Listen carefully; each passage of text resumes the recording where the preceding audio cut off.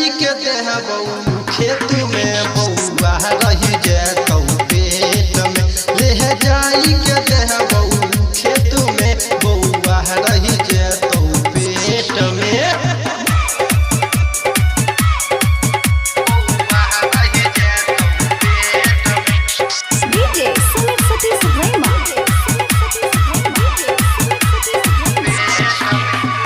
देहिया में छोरी छो बड़ी अंगड़ाई के बड़ी अंगड़ाई 9 महीना बाद तू बन जभी माई के बन जभी माई हमर बहला जहतौ हेत में बउआ रही जैतौ पेट में हमर बहला जैतौ हेत में बउआ रही जैतौ पेट में।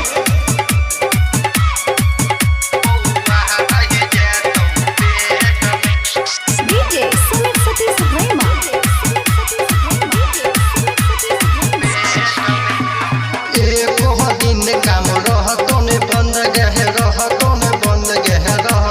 बंद गे सामान छोड़िया एतौ गंद